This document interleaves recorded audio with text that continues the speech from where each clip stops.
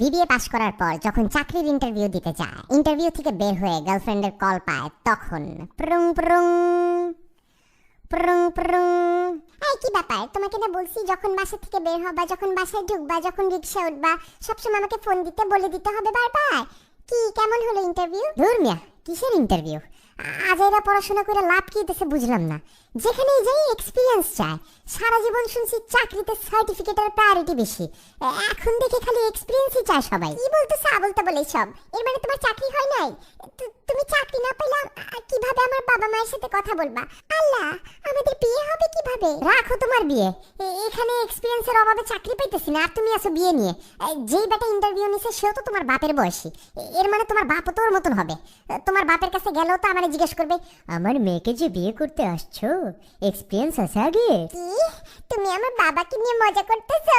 ছোট লোক একটা। চাকরি করে তো বড় লোক হইতে চাইছিলাম, কিন্তু এটাও তো এক্সপিরিয়েন্সের অভাবে আমাকে ছোট লোকই বানায় রাখতেছে। আমার দোষ নাকি? এক্সপিরিয়েন্স না থাকলে তো মানুষ চাকরি দিতে ভয় পায়। এক্সপিরিয়েন্স ছাড়া তোমার বাপ তোমার সাথে আমার বিয়ে দিবে কেমনে?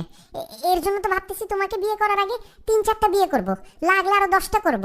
যত এক্সপিরিয়েন্স থাকবে তত আমার সুবিধা বাড়বে। এই ছোট লোক, চাকরি আর বিয়ে এক জিনিস নাকি? কি বলতেছ আবল তাবল এসব? আরে রাখো তোমার আবল তাবল কথা।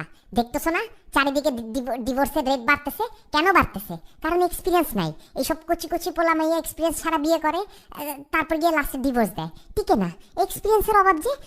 আমি তোমারে বলতেছি তো, শোনো শোনো আমার কথা, লাগলে তুমিও 3-4টা বিয়ে করো।